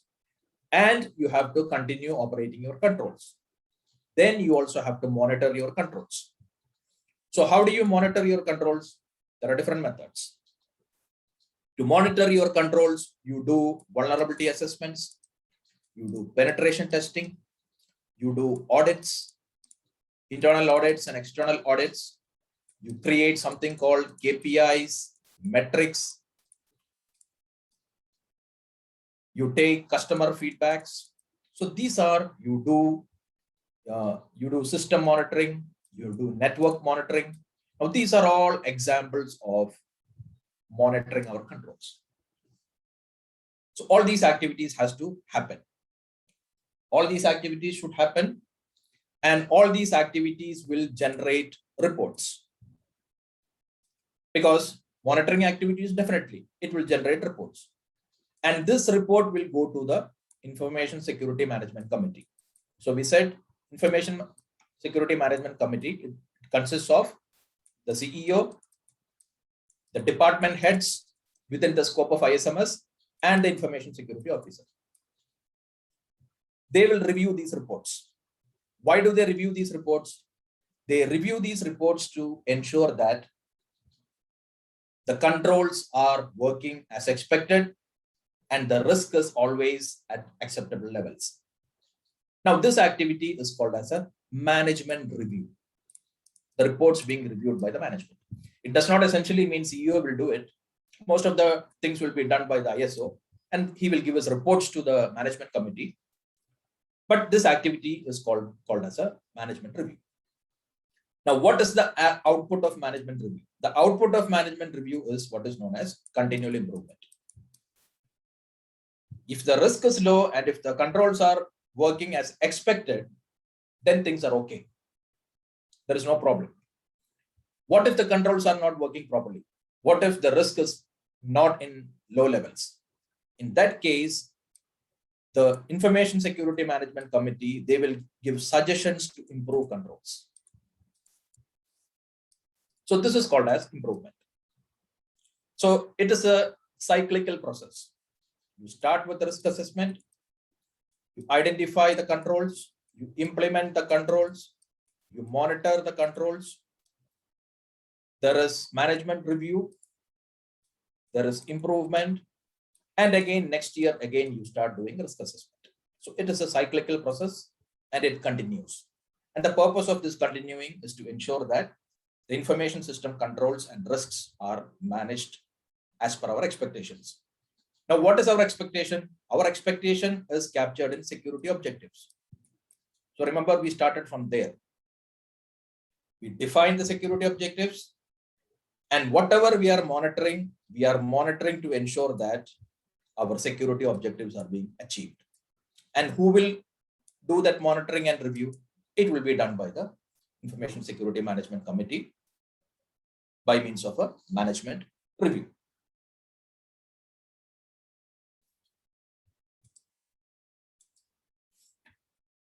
So wherever you see the term management system, you have to remember it means this. It starts with security objectives. So how do you understand security objectives? Number one, you understand your contracts. Number two, you understand your laws and regulations. Number three, you understand the expectations of top management. Based on that, you create a security objective. Once you create the security objectives, you identify your scope. You create your security policy or security policies. Then you do a risk assessment to identify your critical risk. After doing a risk assessment, you implement the controls, you identify the controls, then you implement the controls. Once the controls are implemented, you monitor the controls. The monitoring controls will generate reports. These reports will go to the Information Security Management Committee. So anyway, things starts from there. They define the security objectives. So the reports will go to the Information Security Management Committee. They will do a management review. They will give suggestions for improvement. Based on the suggestions for improvement, even the security objectives may vary. Then again, it will come down the same path. Then again, we will finalize the scope. We will see if any changes are required to security policies. Again, we do a risk assessment. So these things at least once a year. Minimum once a year, it has to be done according to ISO 27001 standard. So this is normally what happens as a part of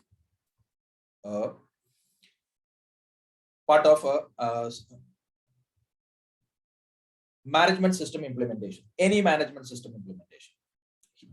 And the same applies for information security management systems also.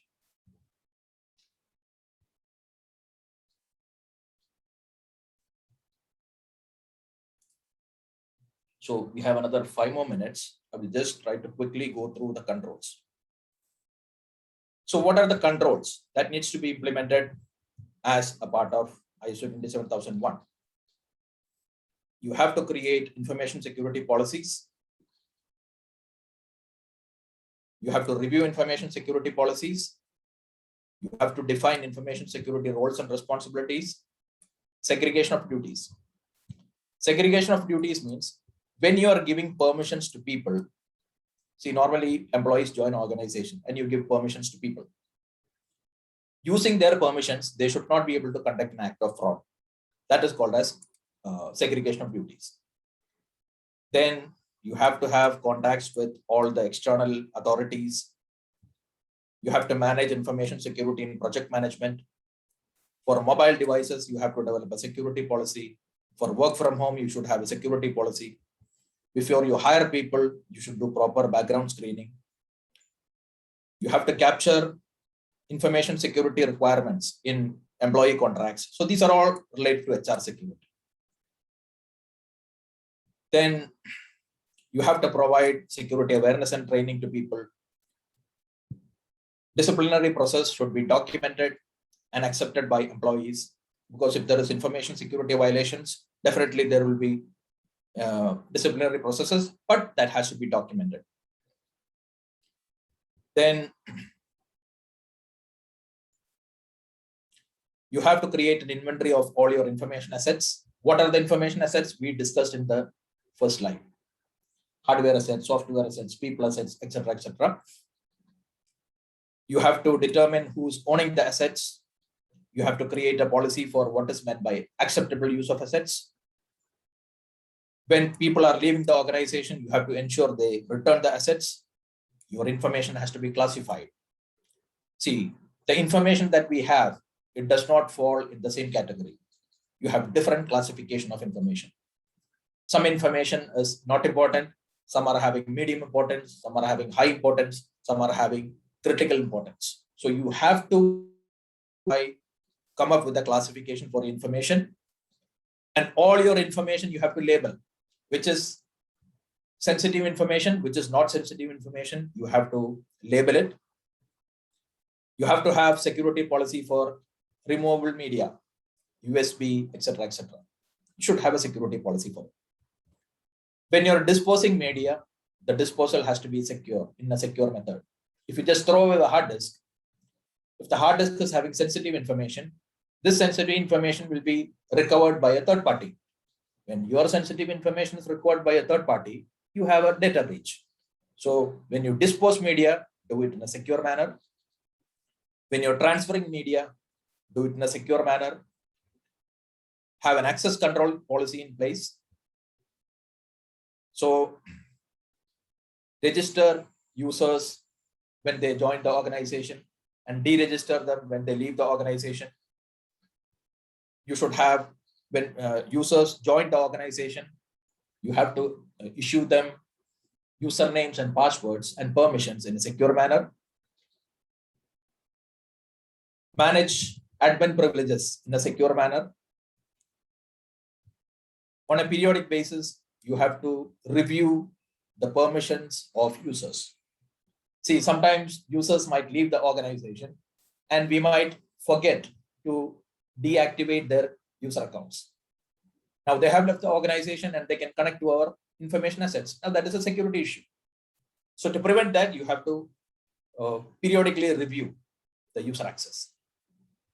And you also have to adjust. Adjust means review the permissions, and whatever permissions are no longer required, remove them. For example, let us say a person got promoted. Before promotion, he was having certain permissions, and maybe some of those permissions are not relevant when he got promoted. So whatever is not relevant, remove it.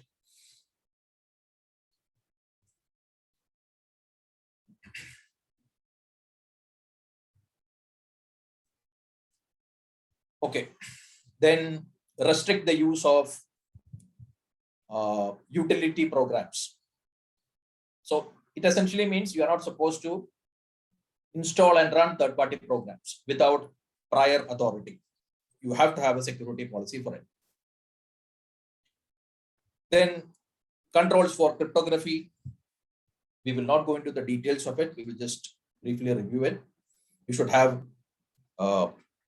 you should use secure cryptographic protocols, secure cryptographic algorithms, secure key management. Now we are coming to physical security. Secure your perimeter. Perimeter is gates, fences, locks, etc., etc. Have proper physical security access controls, protection against environmental threats. Your office location should be protected. Anybody should not be able to walk in, take away things and walk out.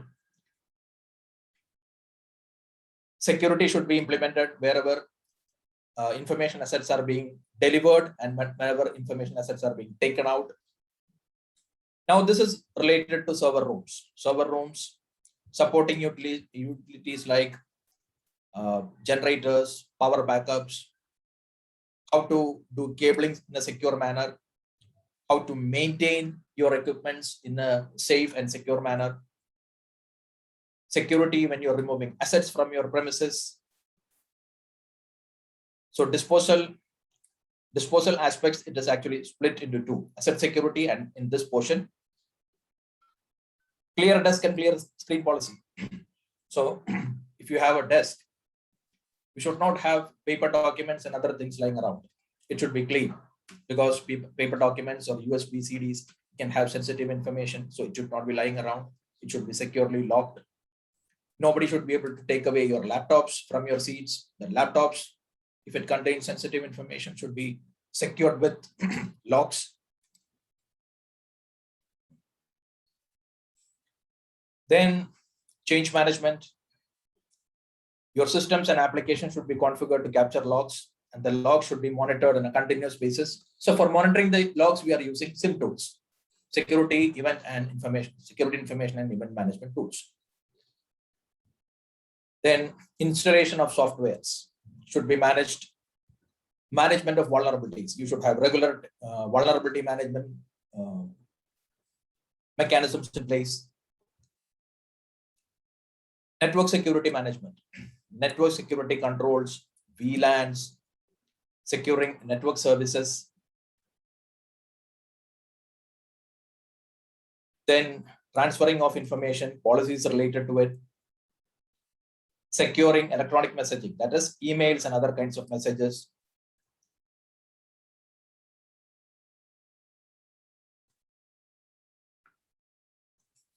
So these are things related to software development security development and support processes. And when you are acquiring systems, you are going to deploy your systems in the environment. So when you're deploying systems in your environment, what are the security requirements that you have to keep in mind? That is one section. Software development, what are the things that we have to keep in mind? That is 14.2. This is also related to software development. In software development, you have test data, how to secure your test data. Then your relationships with third party. So third party can be clients, partners, vendors, government bodies, etc., etc. How do you secure your interactions with the third party? Then incident management. What is meant by incident management? What are the different things that we have to keep in mind with respect to incident management? It is covered here. Business continuity management. This is another important aspect of information security management systems. As a part of information security management implementation, you have to implement business continuity. So what does it say about business continuity? Redundancies. Redundancies is nothing but your fault tolerance, your RAID, your load balancers. So if one system goes, you should have a backup available. And finally, compliance. Compliance is nothing but you may have to comply with certain laws and regulations, or you may have to comply with certain customer requirements. So ensure that you comply with them, making sure that is compliance. So these are the sections: compliance, business continuity, incident management, third-party security, software development security, system acquisition security, network security, then logging and monitoring, operation security, physical security, cryptography, access control, media handling, that is asset management generally, HR security, and organization of information security. So these are the general topics. So we don't have the time to extensively go through it. So I just wanted to briefly walk you through what is meant by control. Because we have been saying controls. What are the controls? I just wanted to put it before you. So that is it with respect to this particular session from my side. So now I can take questions from you. Yes, ma. Participants, you can ask any queries. If you have any queries, you can clarify with the sir.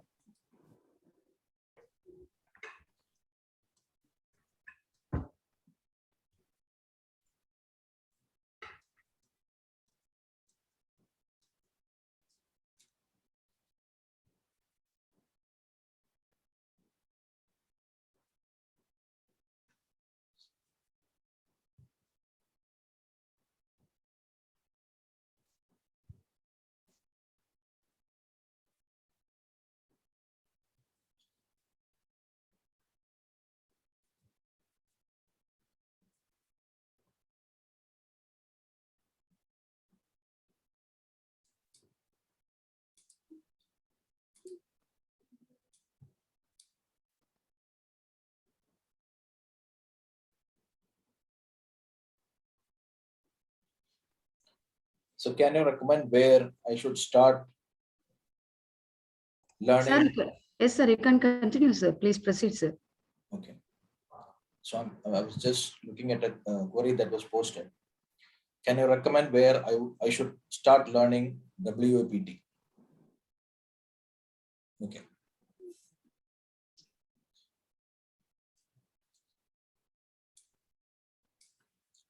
So WAPT,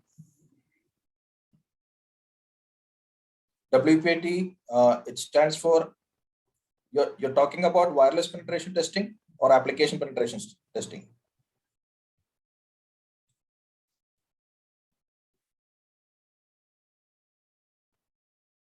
Okay. See, web application penetration testing. If you want to understand web application penetration testing, the first thing you will have to understand applications. You will have to have a programming background. You should know programming. You should know the aspects of web application development. So only then you will be able to be effectively be a web application penetration tester.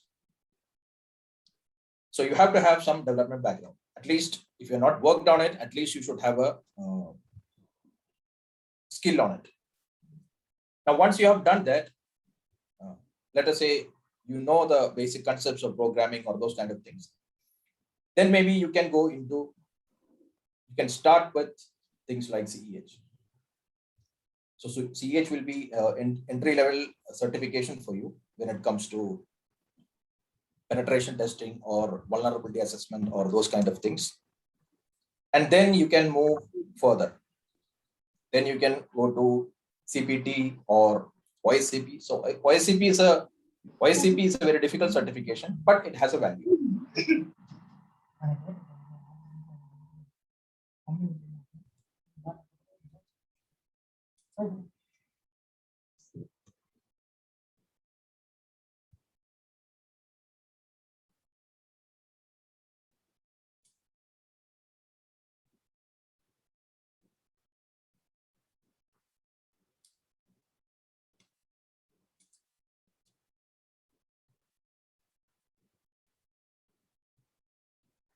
So I see that all of your previous sessions are related to vulnerability testing and penetration testing.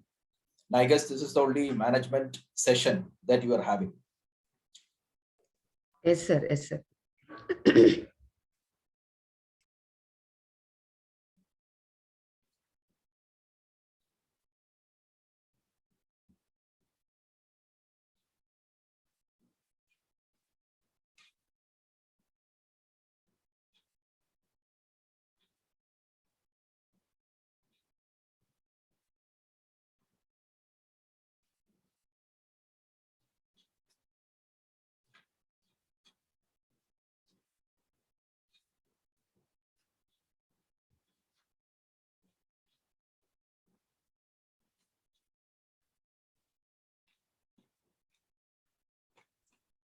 Yes, sir. Please continue, sir.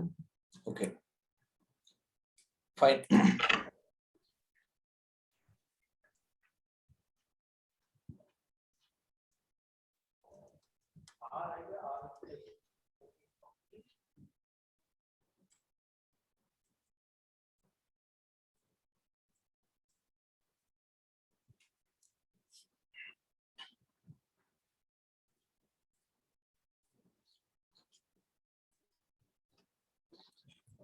So, see, basically, this was what I was planning to cover in this particular session.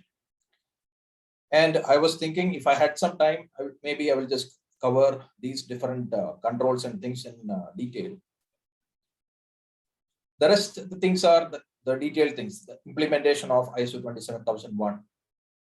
And when it comes to implementation of ISO 27001 as a information security, ISMS implementer or a ISMS auditor, what are the things that we have to keep in mind? So that we will not be covering in this session because ours is an overview session. Those are detailed sessions. So as far as from my side is concerned, this is it.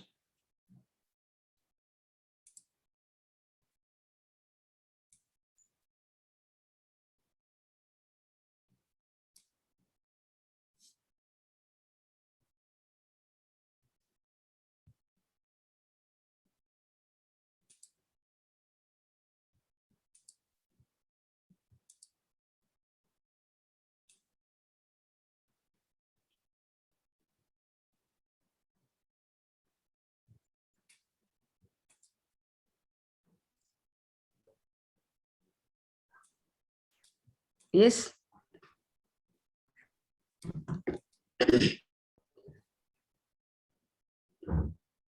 Any queries you can ask, Ma? Any questions from the participant side, you can post it in the chat.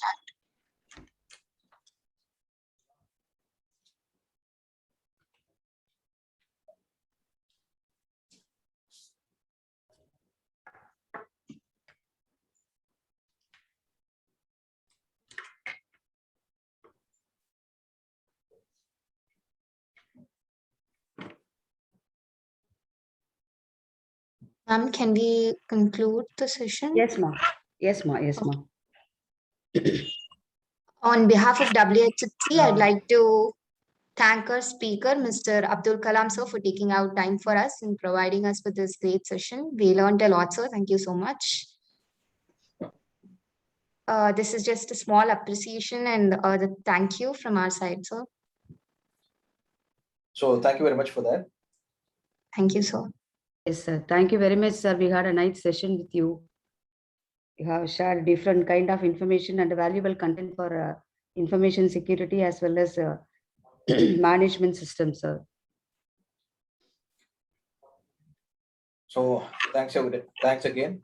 So hope to connect with you all again on some other topic at some other time. So thanks for the opportunity. Yes, thank you, sir. Thank you very much, sir. Thank you, sir, for your valuable time, sir.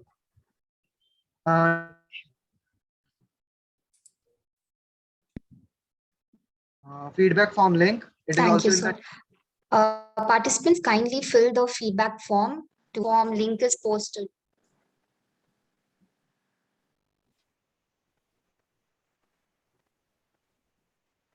It's posted.